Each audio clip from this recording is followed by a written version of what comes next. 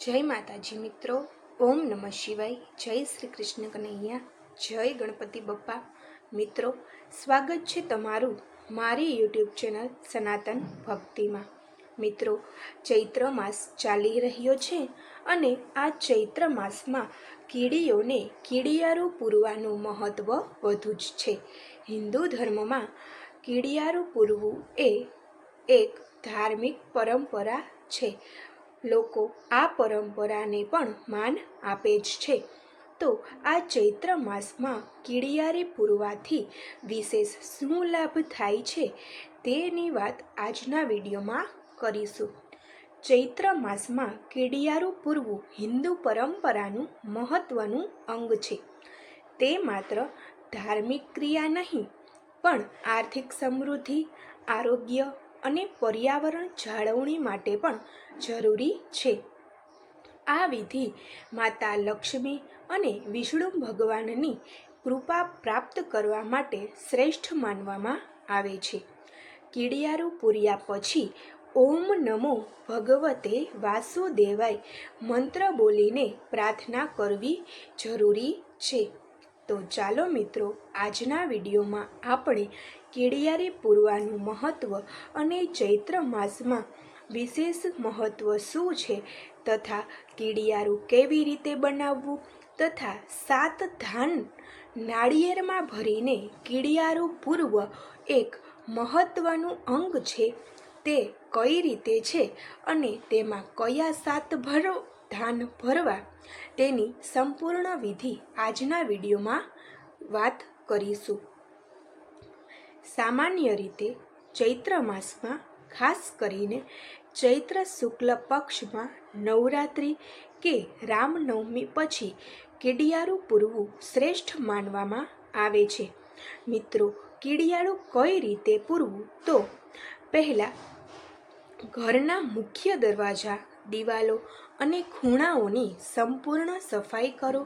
ઘરમાં ઉંદર, ઉંધર, તિલચટ્ટા અથવા કીડા જ્યાં ઘરમાં પ્રવેશે તે જગ્યાઓ શોધો.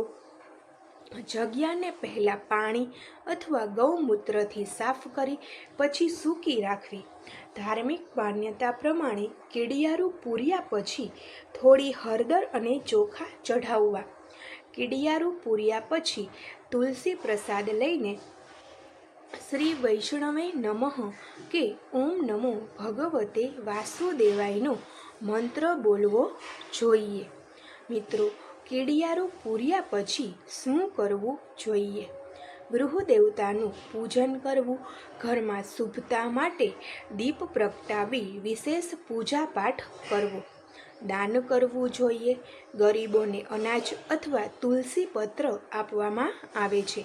સફાઈ જાળવી રાખવી જોઈએ. કીડિયારું પૂરીને ઘરને સ્વચ્છ અને સુંદર રાખવું. મિત્રો, ચૈત્ર માસમાં કીડિયારું પૂરવાથી અમુક વિશેષ ફાયદા થાય છે તે જોઈએ. ધાર્મિક અને શાસ્ત્રીય ફાયદા. આર્થિક સમૃદ્ધિ. ઘરમાં ધન અને અનાજની વૃદ્ધિ થાય છે. શાંતિ અને સુખ. વાસ્તુ દોષ દૂર થાય છે અને ઘરમાં શાંતિ રહે છે. પાપ ક્ષય અને પુણ્ય લાભ. શાસ્ત્રો અનુસાર ચૈત્ર માસમાં કીડિયારું પૂરવાથી ધર્મ, અર્થ અને શુભ ફળ મળે છે. શુભતા અને ઉન્નતિ. પરિવારના સભ્યો માટે સકારાત્મક ઉર્જા પ્રવર્તે છે અને શુભ પરિણામ મળે છે. વૈજ્ઞાનિક અને વ્યવહારુ ફાયદા. ઉનાળામાં જીવજંતુઓથી બચાવ. ઉંદર, ઉધર, તિલચટ્ટા, કીડા અને અન્ય જીવાતોને ઘરમાં પ્રવેશતા રોકી શકાય છે. અનાજ અને સંપત્તિનું રક્ષણ. અનાજ અને ઘરની વસ્તુઓ લાંબા સમય સુધી સુરક્ષિત રહે છે. સ્વચ્છતા અને આરોગ્ય. ઘરમાં ગંદકી અને જીવાતના કારણે થતી બીમારીઓને ટાળી શકાય છે. હવામાન અને માટીના સંતુલનનું જતન. જમીનનું તાપમાન સમતોલ રહે છે, જે પર્યાવરણ માટે પણ લાભદાયી છે. સામાજિક અને પરંપરાગત ફાયદા. કુટુંબ અને સમાજમાં સદભાવ. એકત્ર મળીને કામ કરવાથી સંબંધો મજબૂત બને છે. પૂર્વજના સંસ્કારો અને પરંપરાની જાળવણી. પૌરાણિક શાસ્ત્રો મુજબ પ્રાચીન કાળથી આ પ્રથા ઘરોમાં પાલન કરવામાં આવે છે. ભવિષ્ય માટે તૈયારી. ચૈત્ર માસ ઉનાળાની શરૂઆત હોય છે, તેથી કીડિયારું પૂરવાથી ગરમીમાં થનારા નુકસાનથી બચી શકાય છે. મિત્રો, તેમાં પણ અમુક લોકો નારિયેળમાં ભરીને 7 ધાન જે નાળિયેરમાં ભળીને મૂકે છે, તે કીડિયારું પૂરવાનું મહત્ત્વ વધુ દર્શાવે છે.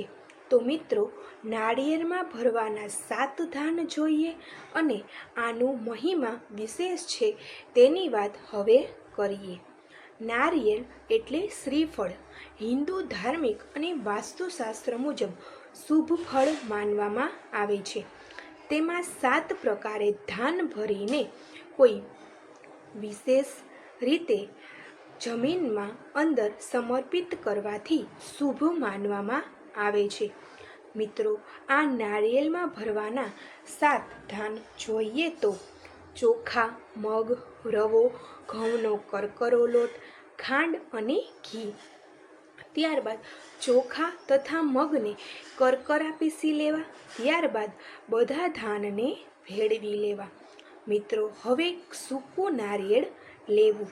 તે સૂકા નારિયેળને સ્વચ્છ ધોઈને સૂકવી લેવું અને તેમાં એક છિદ્ર બનાવી તેમાં ઉપર મુજબના 7 ધાનની વસ્તુઓ ભરી શકાય. તમે બીજી અન્ય કોઈ પણ વસ્તુઓ પણ ભરી શકો છો જે કીડિયારું માટે સારી હોય. પછી તેને લઈને જ્યાં કીડીઓ કે જીવજંતુઓ હોય ત્યાં થોડો ખાડો કરી દાટી દેવું, જેથી દરરોજ કીડી અને અન્ય જીવજંતુઓ તેને ગરમી કે વરસાદમાં પણ આરોગી શકે અને કોઈ જીવજંતુઓ ભૂખ્યા ન રહે. મિત્રો, આવી રીતે કીડિયારું પૂરવાથી વિશેષ પરિણામ મળે છે, જેમ કે ઘર અને વ્યવસાયમાં ધન પ્રાપ્તિ થાય છે, સુખ, શાંતિ અને સમૃદ્ધિ વધે છે, નકારાત્મક ઉર્જા દૂર થાય છે, લક્ષ્મીજી અને વિષ્ણુજીની પણ કૃપા પ્રાપ્ત થાય છે. ચૈત્ર માસમાં કીડિયારું પૂરવાથી ઘરના આરોગ્ય, સમૃદ્ધિ અને શાંતિમાં વધારો થાય છે. તે શાસ્ત્રીય, વૈજ્ઞાનિક અને પર્યાવરણના દૃષ્ટિકોણે ખૂબ જ મહત્વપૂર્ણ માનવામાં આવે છે.